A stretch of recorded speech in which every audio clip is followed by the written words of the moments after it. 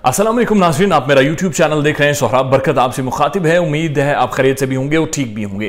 क्या आपने इससे पहले कभी ऐसा सोचा था कि दुनिया में एक ऐसा टाइम आ जाएगा जब मौत को इंतहाई आसान, पुरअमन और एक लज्जत वाली चीज बना दिया जाएगा कि जहां पर आप मरना पसंद करेंगे, अपनी मर्जी से मरना पसंद करेंगे, अपनी मर्जी से सीनरी में और एक अपनी पसंद की जगह में, और सिर्फ 50 सेकंड में आप किसी भी तरह के कर्ब से गुजर रहे हो, सिर्फ 50 सेकंड में आप मर जाएंगे। सार्कोपॉड नामी एक मशीन बना दी गई है स्विट्जरलैंड में, और स्विट्जरलैंड के कानून में बाकायदा इस मशीन को लीगलाइज कर दिया गया है और 1300 लोगों ने इस मशीन की सर्विसेज भी ली हैं। इस मशीन में सिर्फ 50 सेकंड में इंसान की मौत वाकई हो जाती है और वो अपनी पसंद की जगह पर, अपने पसंद के टाइम पर, घर हो, बाहर हो, कोई पसंद की जगह, कोई सीनरी हो, वहां पर अगर वो मरना चाहे तो भी वो मर सकता है। ये सारी कहानी क्या है, सोच क्या है, इस्लाम इसके बारे में क्या कहता है और मुख्तलिफ किताबों में इसका क्या जिक्र है, वो सारी डिटेल्स आपके सामने रखेंगे। लेकिन उससे पहले जो लोग नए हैं, बराए मेहरबानी चैनल को सब्सक्राइब करें ताकि बर वक्त वीडियोस आप तक पहुंचते रहें। एक मशीन गर्दिश कर रही है, एक सार्कोपॉड नामी मशीन। पॉड एक ऐसी जगह को कहते हैं जहां पर जाकर इंसान लेटता है। वो मशीन सोशल मीडिया पर गर्दिश कर रही है और बुनियादी तौर पर वो मशीन स्विट्जरलैंड से है और स्विट्जरलैंड में इस मशीन को बनाया गया है, इस तरह डिजाइन किया गया है कि जो लोग खुदकुशी करना चाहते हैं या खुद मरना चाहते हैं, उनकी मौत को, मौत के दर्द को और मौत की जो चाहत है उसको मजीद आसान बनाया जाए। यानी उस मशीन के अंदर आप लेटेंगे, 50 सेकंड के अंदर आप इंतकाल कर जाएंगे और ऐसे इंतकाल करेंगे कि उस मशीन के जो बानी है डॉक्टर फिलिप, जिन्हें डॉक्टर डेथ भी कहा जाता है, उनके मुताबिक आपको पता भी नहीं चलेगा कि आप मर गए हैं। यानी बुनियादी तौर पर एक लंबी 6 फुट की मशीन है, उसके अंदर मेरे जैसा अगर मिसाल के तौर पे 6 फुट का बंदा लेटता है तो सबसे पहले एकदम से ऑक्सीजन लेवल इतना ड्रॉप कर देंगे, इतना नीचे लेकर आ जाएंगे कि मैं कोमा में चला जाऊंगा। यानी मेरे जो सेंसेस हैं वो सारे काम करना छोड़ देंगे और कोमा बेहोशी की आखिरी इंतहा होती है। ये वो इंतहा होती है कि जहां पर आपको काट भी दिया जाए तो आपको नहीं महसूस हो रहा होता, क्योंकि आपका पूरा जिस्म सुन्न होता है, आप बिल्कुल बेहोश होते हैं। और उसके बाद एक गैस छोड़ी जाएगी उस मशीन के अंदर और वो गैस से फौरी तौर पर आपका जो ब्रेन है, आपका जो हार्ट है, आपके जो लंग्स हैं, फेफड़े हैं, आप वो सारा जो जिस्म का हिस्सा है वो बेजान हो जाएगा और आपकी रूह परवाज कर जाएगी और आप बुनियादी तौर पर मर जाएंगे। ऐसा 1300 लोग इस मशीन की सर्विसेज ले चुके हैं और वो क्लेम भी कर चुके हैं। इस मशीन के ऊपर वाले हिस्से में एक सोफा, एक शीशा लगा दिया गया है और उस शीशे से आप बाहर देख सकते हैं। यानी अगर आपकी ख्वाहिश है कि आप किसी ऐसी जगह पर मरें जहां पर आप एक सीनरी देख रहे हो, आप मूवी देख रहे हो या आप कुछ लोगों को देख रहे हो और उधर अचानक से आपका ऑक्सीजन लेवल ड्रॉप हो और आपकी डेथ हो जाए, तो यह सहूलत भी उस मशीन ने दे दी है। और इसके बारे में वाज़ेह तौर पर यह कहा गया है कि दुनिया की सबसे आसान तरीन मौत और अपनी मर्जी की मौत अब आप ले सकते हैं। I was reading a book, इसी पर आते, लेकिन मैं एक हवाला दे दूं। मैं एक किताब पढ़ रहा था, सेपियंस। सेपियंस बुनियादी तौर पर अगर आपको वक्त मिले तो जरूर पढ़िए, बहुत इंपॉर्टेंट किताब है। वो इंसानी हिस्ट्री के ऊपर लिखी गई है कि इंसान कैसे इस दुनिया में आया, किस तरह से परवान चढ़ा, सारी चीजों के ऊपर लिखी गई है। युवाल नोआ हरारी ने वो किताब लिखी है। ये यहूदी है बुनियादी तौर पर, जो कि अल्लाह पर नहीं मानता, जो कि अल्लाह की किताबों पर नहीं मानता, उनके अहकामात पर, उनके पैगाम रसानी पर, किसी चीज पर नहीं मानता। इसने बुनियादी तौर पर यह किताब लिखी है।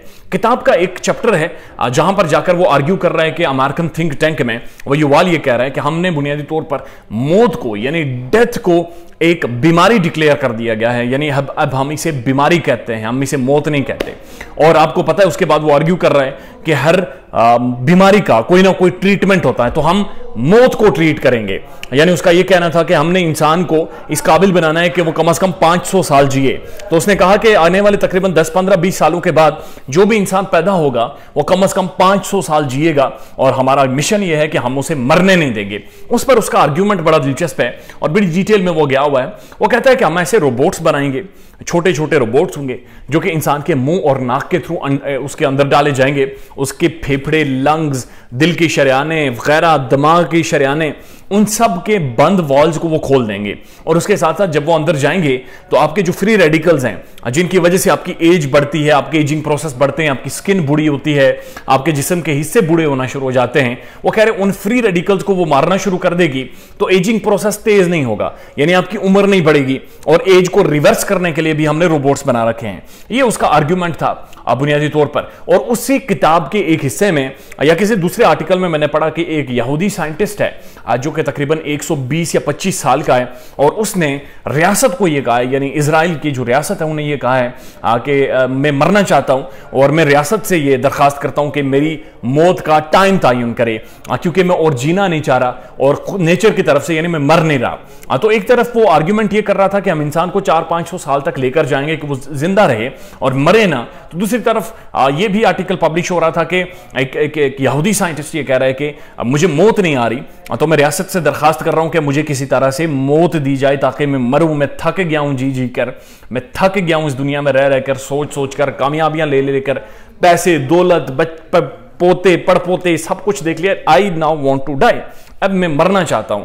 और उस वक्त उसके जो सेइंग थी मुझे याद है, उसने लिखा हुआ था कि दुनिया की जो सबसे शायद खूबसूरत और लज्जत वाली चीज़ है वो उसके मुताबिक मौत है, कि जब आप एक दूसरे जहान में चले जाते हैं, जब आप इस दुनिया की सोचों से, दुनिया के फ्रेम ऑफ माइंड से बाहर निकलकर एक दूसरी गैलेक्सी पर चले जाते हैं। ये उन किताब में मुख्तलिफ जगहों पर आर्ग्यूमेंट किया गया था। डॉक्टर फिलिप के ऊपर यही तनकीद हो रही है, और डॉक्टर फिलिप के ऊपर, जिसे डॉक्टर डेथ भी कहा जाता है, जिसने ये मशीन बनाई है, उसके ऊपर बातचीत का एंगल भी यही रखा गया है कि आप एक तरफ तो ये दावा कर रहे हैं कि ये बड़ी आसान मौत हो जाएगी, बुनियादी तौर पर आपकी कहने की कोशिश कर रहे हैं कि आपने डेथ को, यानी मौत को, मौत का जो एक खौफ होता है, मौत की जो एक लर्जा तारी होती है, और उसको आपने इतना फैंटेसाइज, इतना ज्यादा आसान, इतना ज्यादा म्यूजिकल, रोमांटिक बना दिया है कि अब हर बंदा जिसे थोड़ा सा भी कोई तकलीफ होगी, कोई मसला होगा, वो मरना चाहेगा, वो चाहेगा कि मैं मरूं। और दूसरी तरफ इजराइल के कुछ साइंटिस्टों का ये कहना कि वो इतनी उम्र जी चुके हैं कि वो अब मरना चाहते हैं। तो ये चीजें आपस में को रिलेट करती हैं, और इस चीज को आपने इतना फैंटेसाइज, यानी इतना अच्छा बना दिया है कि अब किसी को, कोई कॉलेज में फेल हो जाएगा, वो कहेगा मुझे मशीन के अंदर लेटा हूं, मैं मरना चाहता हूं। कोई घर किसी का गिर गया तो वो कहेगा जी मैं फौरी तौर पे मरना चाहता हूं। लेकिन इंटरेस्टिंग बात यह है कि तकरीबन 1300 लोगों ने इस मशीन से सर्विसेज भी अभी तक ले ली हैं। अब ये बात आप समझिए, ये है उनका यहूदियों का पॉइंट ऑफ व्यू या यूरोपियंस का पॉइंट ऑफ व्यू। इस्लाम इस बारे में वाज़े तौर पर कुरान करीम में भी फरमाया गया है कि हर ज़ी शऊर को, हर इंसान जो जिंदा है, जो शऊर रखता है, उसने मौत की लज्जत चखनी है, यानी उसका मौत का जायका चखना है। और मैंने एक जगह पढ़ा था, उसका मफहूम यह है, अगर मैं गलत हूं तो आप जरूर मैसेज में मेरी करेक्शन कीजिएगा प्लीज, कि क़यामत वाले दिन जब जन्नत दोज़ख का भी फैसला हो जाएगा और आप जन्नत में भी होंगे, तब भी आपके गले में एक खराश मौजूद होगी, और वो जो खराश होगी वो उस टाइम की होगी जो आपने उस टाइम जो इंतकाल हुआ, जब रूह आपके मुंह से बेसिकली बुनियादी तौर पर खींच कर बाहर निकाली गई थी। तो वो खराश, वो एक चीज, वो एक इम्पैक्ट उसका तब भी मौजूद होगा जो उस वक्त भी आप महसूस करेंगे। तो चाहे आप जितनी भी बड़ी मशीन्स बना लें, जितने भी बड़ी इस चीज को ग्लैमराइज कर दें, या युवाल के आर्गुमेंट को हम ठीक समझ लें कि इंसान 500 साल जिएगा या 600 साल जिएगा, बहरहाल द थिंग इज कि एज अ मुस्लिम हम ये समझते हैं कि मौत पर अल्लाह की ज़ात कादिर है, और हमारा टाइम पहले से, हमारे पैदा होने से पहले से लिख दिया गया है।